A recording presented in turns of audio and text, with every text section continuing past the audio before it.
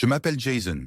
Depuis 10 ans, Angela était mon pilier, ma femme, ma confidente la plus proche, ma complice dans chaque épreuve. Ensemble, nous avons bâti une vie remplie d'amour, de compréhension et d'une détermination à toute épreuve face aux obstacles. Je croyais en notre indestructibilité. Du moins, c'était mon idée jusqu'au jour d'un déjeuner ordinaire qui a bouleversé mon existence. C'était une journée comme une autre. J'avais décidé de rompre avec ma routine en testant un nouveau restaurant, savourant simplement l'air vif, le bourdonnement rassurant de la ville et le rythme régulier des voitures qui passaient. Puis en traversant la rue, je l'ai vue. Là devant moi, Angela sortait d'un café. Un instant fugace, mon cœur débordait de fierté et d'amour. Mais tout s'est effondré quand j'ai remarqué la présence d'un autre homme à ses côtés. Je l'ai reconnu immédiatement. Steven, un collègue de travail qu'elle avait déjà mentionné par hasard. À première vue, tout semblait anodin, professionnel, jusqu'au moment où il a glissé son bras autour de sa taille. À cet instant précis, quelque chose en moi s'est brisé. Au début, je me suis convaincu que ce n'était qu'un geste amical, une tendre marque de proximité susceptible d'être mal interprétée. Mais sous l'éclat aveuglant de l'après-midi, il s'est penché et l'a embrassée, et elle a rendu son baiser avec une familiarité qui a anéanti toutes les illusions sur notre lien sacré. En un éclair, la rue animée s'est tue. Les bavardages, les klaxons, même mes respirations se sont noyées dans un silence assourdissant. Je restais figé, le cœur martelant si fort qu'il semblait couvrir tous les bruits ambiants, témoins muets d'une trahison insoupçonnée. Ils formaient leur petit univers, comme si le monde, et surtout ma douleur, n'existaient plus. Son sourire, celui que je pensais n'être destiné qu'à moi, avait percé mon être jusqu'au fond. Mes poings se sont serrés, mon corps criait de bouillonner, m'incitant à crier, à courir vers eux pour exiger des explications. Mais je demeurais cloué sur place, paralysé par un fardeau insurmontable. Main dans la main, ils se sont détournés, sans se soucier de laisser derrière eux un champ de ruines émotionnelles. Moi, j'étais submergé par une tempête de sentiments que je peinais à comprendre. Angela était mon tout. Pendant 10 ans, elle avait été mon refuge, ma confidente, mon amour inconditionnel. J'avais investi toute mon âme dans notre mariage, célébré nos joies, affronté ensemble les tempêtes, passé des nuits à parler de nos heures les plus sombres. Et en un moment fulgurant, j'avais l'impression de mourir intérieurement. Le reste de cette journée se dissolut en un flou pesant. Entre l'instant où je restais figé sur le trottoir et celui où, le lendemain, je me retrouvais devant mon ordinateur au travail, mon esprit était en déroute, irréel. Rentrer chez moi était impensable. Je ne pouvais affronter ce seuil en feignant que tout allait bien. Alors, j'envoyai un SMS. « Hey chérie, je vais peut-être passer la nuit chez Matt. Il a des soucis et a besoin d'un ami. » Bref et détaché, je refusais de révéler le tourbillon intérieur. Sa réponse, chaleureuse et distante à la fois, « C'est vraiment gentil. Dis-lui que j'espère qu'il ira mieux. On se voit demain. Je t'aime. » Ne fit qu'accentuer la douleur. Comment pouvait-elle reléguer à néant ce que j'avais vu? Comment pouvait-elle embrasser un autre homme en plein jour et ensuite me répéter ces mots? Je t'aime. Ce soir-là, je garai ma voiture et laissai le silence m'envahir. Je me dis qu'il me fallait prendre du recul pour réfléchir. Mais seul un feu brûlant de douleur animait chaque souvenir. La façon dont elle se penchait vers lui, la résonance de ce baiser qui s'imposait, comme l'intimité que je croyais n'avoir été réservée qu'à nous deux. Le sommeil se faisait rare. Dans la quiétude oppressante de la voiture, mon esprit scrutait chaque instant. Était-ce un simple baiser ou le signe d'une trahison bien plus profonde? Se passait-il depuis des semaines, des mois? Avait-elle l'habitude de se glisser hors de notre lit? Au cœur de cette agonie insurmontable, une colère sourde commençait à germer, attendant patiemment de se transformer en flamme. L'aube vint trop vite. Connaissant la routine d'Angela, qui partait toujours avant moi pour le travail, je repris la route lorsque j'étais sûr de son départ. En franchissant le seuil de notre maison, je fus accueilli par des rappels silencieux de notre passé commun. Les photos de mariage encadrées, le parfum d'Angela qui persistait dans chaque recoin d'une demeure qui me paraissait désormais étrangère et vide. J'accomplis machinalement mes gestes. Une douche rapide, un changement de vêtements, dans une tentative désespérée de laver la douleur en moi. Au bureau, les conversations n'avaient plus de saveur. Les tâches quotidiennes semblaient dénuées de sens. Mes collègues percevaient mon trouble, mais personne n'osait en parler. Mon esprit se perdait dans un tourbillon de questions. Avais-je manqué les signes avant-coureurs? Se détachait-elle de moi, petit à petit, pendant que j'étais aveuglé par mon amour? Il y a quelques mois à peine, Angela m'avait confié qu'elle ressentait le manque d'excitation dans notre relation. Nous nous étions promis de raviver la flamme. Plus de rendez-vous, des surprises inattendues, une intimité renouvelée. Je pensais que nos efforts étaient suffisants.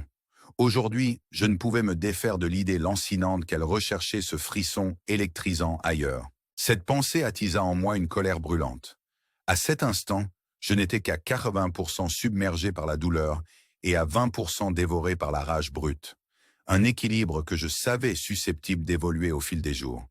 Et puis, il y avait Steven, un nom que j'avais entendu de manière anodine, un collègue dont la présence n'avait jamais éveillé la moindre méfiance, jusqu'à ce que son visage, ses mains posées sur sa taille, et son baiser se gravent douloureusement dans ma mémoire. Je me suis demandé, était-il lui-même marié? Si tel était le cas, sa compagne méritait de connaître la vérité. Incertain de mes prochaines actions, j'ai hésité à engager un détective privé.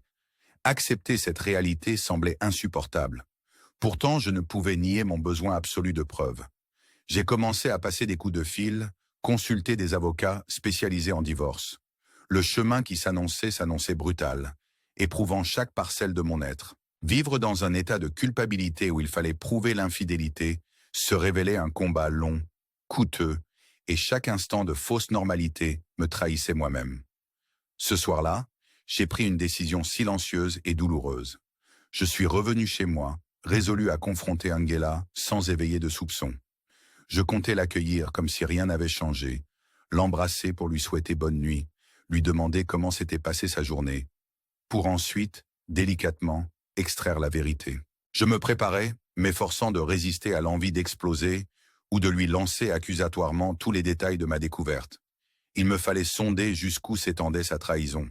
S'agissait-il d'un simple coup d'un soir ou bâtissait-elle discrètement un avenir avec lui, en douce? La simple idée me répugnait, et je mis en place un plan minutieux.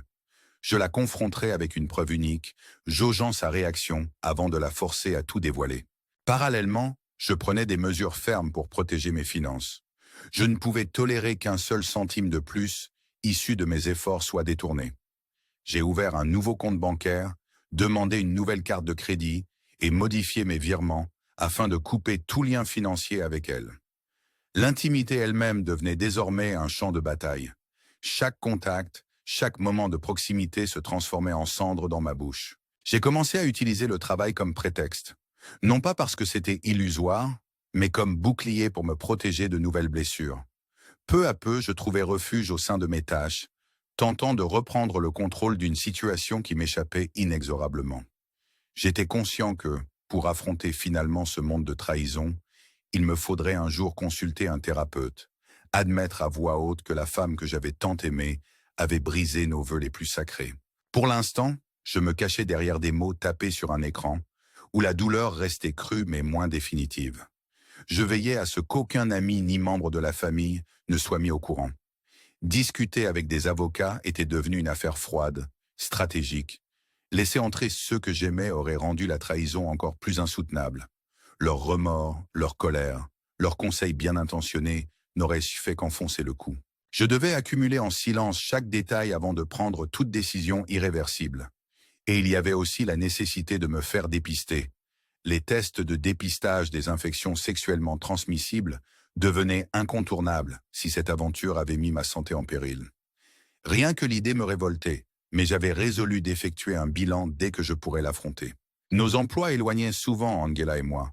Nos chemins ne se croisaient que rarement en ville, jusqu'à ce qu'un après-midi fatidique les réunisse dans un café inconnu, alors que je prenais mon déjeuner entre deux réunions. Ce qui devait n'être qu'une journée banale s'est transformé en un tournant cruel dès que j'ai franchi la porte. Là, je la voyais rire, échanger des sourires et des gestes trop intimes pour un simple moment de pause. Elle posait sa main sur son bras, geste qui tordait chaque souvenir en un nœud douloureux. J'avais envie d'intervenir sur le champ, de les interpeller pour comprendre, mais j'étais figé, terrassé par l'incrédulité et l'horreur. Lorsque je repris mes esprits, j'avais déjà quitté ce lieu, les mains tremblantes au volant, l'image d'eux gravée à jamais dans mon esprit. Plus tard ce soir-là, en rentrant à la maison, Angela me salua d'un « Salut mon cœur » qui semblait trop léger, trop factice. Alors qu'elle me déposa un baiser rapide sur la joue et s'enquit de ma journée, ma gorge se serra, incapable de répondre correctement. Je hochai la tête mécaniquement et lançai d'une voix éteinte « Bien, et toi ?»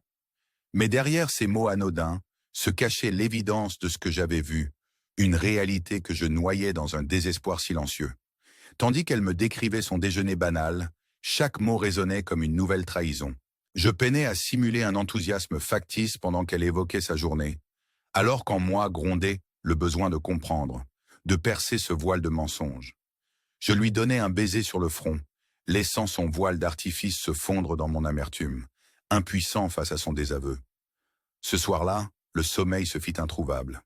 Mon esprit s'emballait tandis qu'elle poursuivait sa vie comme si rien n'était, comme si cette infidélité n'était qu'une illusion passagère.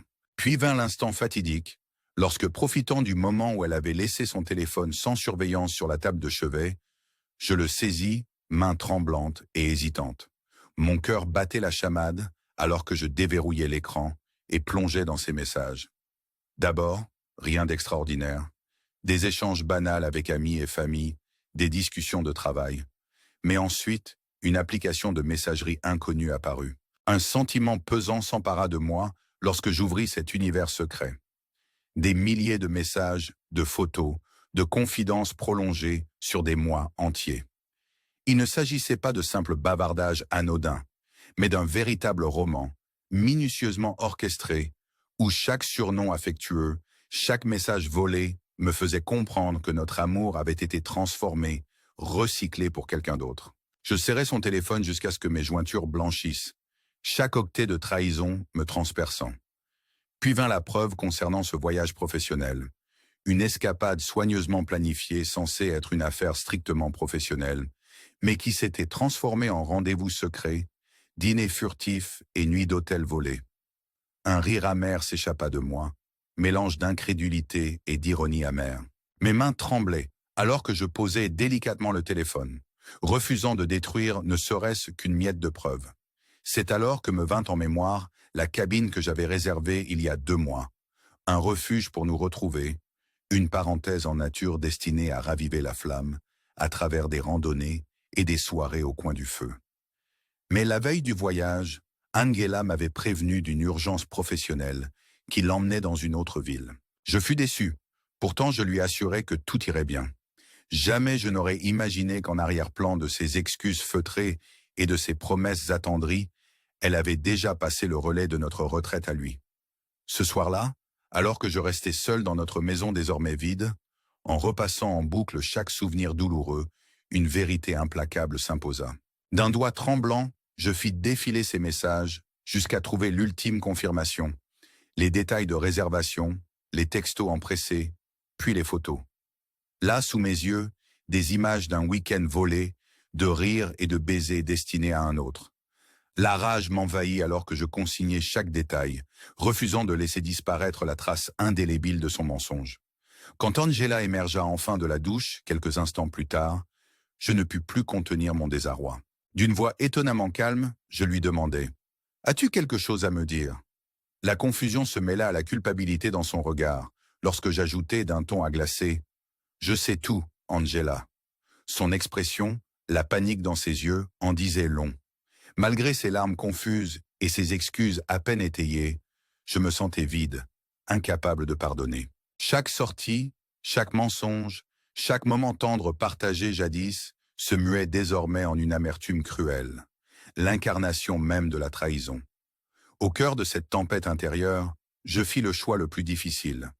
Confronter Angela, minutieusement, pièce par pièce. Je comptais franchir la porte d'entrée, la saluer comme si tout était normal, puis poser, avec une désinvolture feinte, quelques questions sur des sujets banals, comme ce futur voyage professionnel, pour en débusquer la vérité cachée. Chaque mot, chaque hésitation devait être notée. Si elle tentait de détourner la conversation ou de mentir, j'aurais alors la confirmation de ce qu'elle était devenue. Parallèlement, je pris des dispositions irrévocables pour sécuriser mes finances. Je fermai tout accès commun afin qu'à partir de ce moment, chaque euro durement gagné me soit exclusivement destiné. J'ouvris de nouveaux comptes bancaires, modifiai mes virements et me détachai progressivement de tout contact physique. La moindre étreinte devenait insupportable, transformant l'intimité en un rappel cruel de mon désespoir. Le travail devint alors mon unique refuge. Au fond de moi, je savais qu'il viendrait un moment où je devrais accepter l'aide d'un professionnel pour recoller les fragments de mon cœur brisé. Pour l'instant, je choisis de me réfugier derrière mes écrits, une zone où la douleur restait vive, mais moins définitive. J'avais également veillé à ce que personne de mon cercle proche ne soit au courant. Seulement dans le silence de mes rendez-vous avec des avocats, stratégiques et détachés, je rassemblais les preuves en secret. Pour ceux d'entre vous qui nous suivent sur notre chaîne, si ce récit vous touche même au plus profond de vous, n'hésitez pas à vous abonner et à laisser vos commentaires. Cela aide à créer une communauté solidaire, un havre où chacun peut partager sa souffrance et son espoir. Avec le temps, le souvenir de ce cruel déjeuner se répétait inlassablement dans mon esprit. Angela et moi n'avions jamais eu des emplois classiques de 9 à 5. Nous étions souvent séparés, chacun emporté par ses réunions et ses rendez-vous. Ce jour-là, le destin avait fait se croiser nos chemins dans un café loin de nos repères habituels. Jamais je n'aurais imaginé qu'un jour ordinaire se transformerait en la pire des révélations. Dès que je les vis, cet échange tendre, ces rires complices, ce geste trop intime, je compris immédiatement que ce n'était pas le fruit du hasard. Quand enfin la stupeur s'estompa, je quittai précipitamment ce café, mes mains tremblant sous le poids d'une colère contenue. Le trajet de retour fut un tourbillon de choc et d'incrédulité. Le soir venu, lorsqu'Angela rentra et me salua par un simple « Ça va, mon cœur ?» Les battements de mon cœur se mirent à crier dans un silence assourdissant. Je répondis par des mots automatiques, évoquant sans âme une conversation superficielle sur un simple déjeuner et les délais de travail, alors qu'en moi, un orage se préparait. Puis vint le moment décisif. Peu après son départ pour la douche, je pris la décision de fouiller dans son téléphone. Le cœur battant, les mains tremblantes, je saisis l'appareil qui avait été laissé sans surveillance. Ainsi débuta mon périple à travers un labyrinthe de messages. Au début, tout paraissait anodin. Des discussions de groupe, des échanges de banalités. Puis, sur une application inconnue, je découvris l'insoutenable vérité. Des mois de conversations secrètes, de photos, de plans intimes se révélaient à moi, comme une accumulation de trahisons. Je me souviens distinctement de cette phrase. « Tu me fais sentir vivant ». Des mots que je croyais être le nôtre, détournés pour lui plaire. Je serrai son téléphone si fort que mes jointures blanchirent, chaque image, chaque mot incrusté dans mon âme. Ce soir-là, alors que je tentais de digérer cet amour devenu toxique, je sus qu'il me fallait agir. Je devais la confronter, forcer la vérité à être énoncée. Je comptais révéler une preuve incontestable, observer sa réaction, et si elle tentait de mentir, alors les secrets seraient exposés. Simultanément, j'avais sécurisé mes finances en ouvrant de nouveaux comptes et en changeant mes coordonnées de paiement. Désormais, plus aucun de mes revenus ne servirait à soutenir cette supercherie.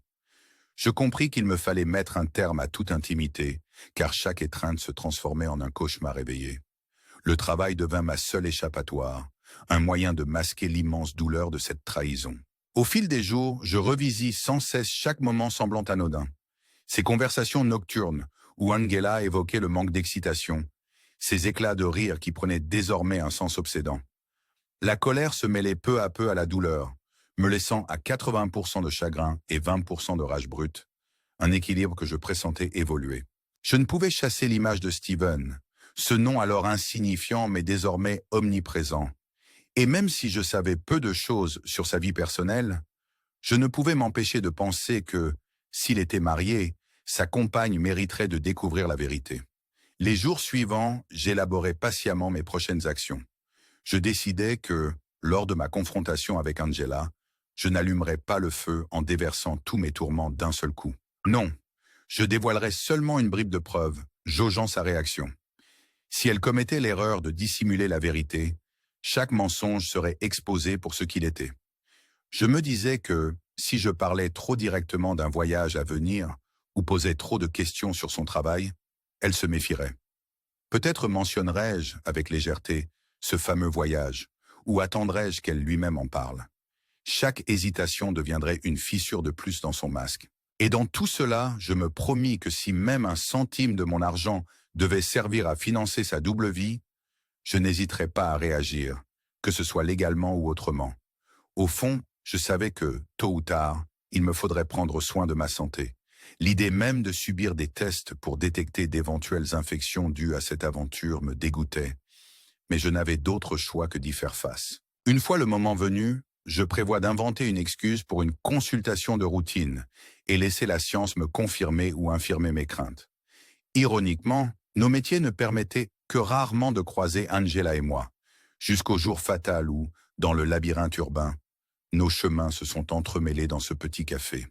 Ce qui devait être un déjeuner sans histoire s'est mué en la pire révélation de ma vie. Là, à des kilomètres du tumulte habituel, j'ai vu cette complicité, cette main posée avec trop d'intimité, et su instantanément que quelque chose n'allait pas.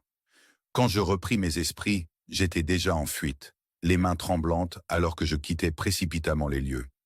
Le trajet de retour fut un mélange de choc et d'incrédulité. Plus tard, lorsque, en rentrant, Angela m'accueillit d'un ton léger et me demanda « Comment s'est passée ta journée, mon cœur ?» Chaque fibre de mon être se rebellait contre cette banalité. Je masquais mon désarroi derrière des réponses mécaniques, une conversation stérile sur un sandwich et des réunions, alors qu'en moi grondait la tempête de la trahison. Ce soir-là, après qu'elle eut pris sa douche, je décidai de consulter son téléphone une dernière fois. Mon cœur battait à tout rompre, mes doigts tremblaient quand je le saisissais. Une fois déverrouillé, je m'enfonçais dans un dédale de messages. D'abord les conversations habituelles, puis sur une application mystérieuse, je découvris l'ampleur de la supercherie. Des échanges intimes, des notes d'affection destinées à quelqu'un d'autre, et surtout, des photos compromettantes retraçaient un parcours de mensonges. J'ai lu ces mots qui, jadis, m'étaient réservés. « Tu me fais sentir vivant ». Des mots qui aujourd'hui se révélaient l'emblème d'une passion détournée. Je serrai le téléphone jusqu'à ce que mes jointures blanchissent, incapable de détourner les yeux de cette trahison flagrante. En proie à un désarroi insurmontable, je savais qu'il me fallait agir. Je prévoyais de la confronter avec une preuve unique, observer ses réactions, et si elle persistait dans le mensonge, n'hésiterais pas à en dévoiler davantage. Parallèlement, je sécurisais mes finances. Nouveau compte, nouvelle carte, et une séparation immédiate de mes revenus. Chaque contact physique devenait une torture. Mon refuge était désormais le travail, qui me permettait d'oublier, au moins un instant, l'ampleur de cette douleur. Au bout du compte, je comprenais que, pour guérir, il me faudrait un jour consulter un thérapeute, admettre que la femme que j'avais tant aimée avait rompu avec nos vœux sacrés. Pour l'heure, je préférais me réfugier dans mes écrits, où la douleur, bien que vive, restait contenue. Je veillais à ce que personne de mon entourage ne découvre la vérité. Seul, dans le silence de rendez-vous juridiques et de conversations distantes, je rassemblais les preuves avant de franchir le pas. Pour vous, qui suivez l'histoire sur notre chaîne, si ce récit trouve une résonance en vous, n'hésitez pas à vous abonner et à partager vos impressions dans les commentaires. Votre soutien est précieux et permet de créer une communauté solidaire, capable d'affronter les pires ténèbres. Avec le temps, le souvenir de ce déjeuner cruel hantait chaque moment de mon quotidien. Angela et moi vivions dans des mondes parallèles, séparés par des emplois qui ne se rejoignaient que rarement, jusqu'à ce jour fatidique dans ce café isolé. À peine avais-je aperçu leurs gestes tendres, leurs rires complices, que j'avais su que ce n'était plus l'innocence d'une simple rencontre professionnelle, mais bel et bien le prélude d'une trahison. Une fois revenu à moi, j'avais quitté ce café précipitamment, le cœur lourd d'une colère étouffée. Le trajet de retour se transforma en un flou de choc et d'incrédulité. Le soir venu, Angela nous accueillit avec un semblant de légèreté, un « Salut mon cœur, comment s'est passée ta journée ?» qui résonnait comme un cruel mensonge. J'ai feint un sourire, échangeant des banalités sur un déjeuner insignifiant, alors qu'en moi, l'orage de la trahison grondait. Ce soir-là, après sa douche, je me résolus enfin à reprendre le contrôle. Avec mon cœur battant furieusement, je pris son téléphone laissé sur la table de chevet et, à travers un labyrinthe de messages, je découvris une vérité irréfutable. Bientôt, il ne s'agissait plus d'un échange anodin, mais d'une série infinie de messages intimes, photos et confidences volées, témoignages d'un amour transféré à un autre. Je lus encore et encore ces lignes douloureuses, Et lorsque je tombais sur les messages relatifs à ce fameux voyage professionnel, décrivant dîner dissimulé, nuit d'hôtel secrète et rendez-vous interdit, je ne pus m'empêcher de laisser échapper un rire amer devant l'absurdité de tout cela. Mes mains tremblaient, serrant le téléphone jusqu'à ce que mes jointures se blanchissent. J'appris par la suite qu'en dépit de notre réservation commune pour une retraite paisible dans une cabine en pleine nature, un havre censé nous réunir autour de promenades et de veiller au coin du feu, Angela avait cédé cette opportunité à son amant, prétextant une urgence professionnelle. Ce constat scella un changement irréversible en moi, remplaçant l'espoir par une certitude brutale. Lorsque ce soir-là, Angela regagna la maison, sa salutation « Salut mon cœur », accompagnée d'un baiser fugace et d'un « Comment s'est passée ta journée ?» fut la goutte d'eau qui fit déborder une coupe déjà trop remplie. Je peinais à répondre, chaque mot devenant un rappel de la supercherie. Mes réponses mécaniques masquaient mal le tumulte intérieur. Finalement, submergé par la douleur et la colère, je décidai de prendre les choses en main. D'un geste déterminé, je récupérai son téléphone alors qu'elle était encore sous la douche, conscient que ce geste dévoilerait toute l'ampleur de sa trahison. Dans cet appareil, je découvris non seulement des échanges furtifs, mais toute une correspondance secrète, des milliers de messages, des images compromettantes d'un week-end volé, des textos d'une passion illégitime. Je revivis alors chaque mot qu'elle avait un jour prononcé, ces mots désormais détournés pour lui plaire. La vérité s'imposa en un coup d'éclat, et je compris que notre amour, bâti sur 10 ans de vie commune, n'était qu'un mirage désormais. Peu après, alors qu'elle sortait de la douche, incapable de cacher plus longtemps mon désarroi, je lui demandai d'une voix glaciale « As-tu quelque chose à me dire ?» La confusion teintée de culpabilité se lut dans ses yeux, jusqu'à ce que je murmure « Je sais tout, Angela ». Son regard paniqué et ses tentatives maladroites d'excuser un acte insupportable n'oublieraient jamais. Je lui arrachai les aveux, l'interrogeant d'une voix froide. « As-tu couché avec lui? Combien de fois ?» Ses réponses tremblantes, bercées par des justifications absurdes qui évoquaient le désir d'un frisson nouveau, ne faisaient qu'accentuer l'amertume de ma douleur. Je rétorquai avec amertume. « As-tu jamais pensé à ce que tout cela ferait de nous? As-tu pensé à moi ?» Ce fut le point de non-retour où l'effondrement de notre monde se dessina clairement. Je la congédiai pour la nuit, lui ordonnant de dormir dans la chambre d'amis. Ses supplications « Jason, s'il te plaît », résonnèrent comme autant de regrets impossibles à effacer. D'un geste à la fois déterminé et douloureux, je pris son téléphone et m'envolai avec chaque message, chaque photo, afin de conserver la preuve irréfutable de sa trahison. C'est alors que je découvris encore plus sombre que Steven n'était pas seul dans cette histoire. Sa propre épouse, jusque-là inconnue de nous dans nos conversations banales, apparut désormais dans les messages. Une autre victime était sur le point d'apprendre la vérité, comme je l'avais appris. Le matin se leva lentement, et pendant un temps, Angela et moi ne fîmes qu'effleurer la présence de l'un et l'autre, tels des spectres errants dans un décor brisé. Lorsque je rendis son téléphone, ma voix était vide. « Si tu pars en voyage d'affaires, tu reviendras dans une maison vide. » Sa promesse tremblante de ne pas y aller sonna creux. Je n'osais même plus répondre à ses protestations, observant silencieusement la porte se refermer, emportant avec elle les derniers fragments de notre illusion.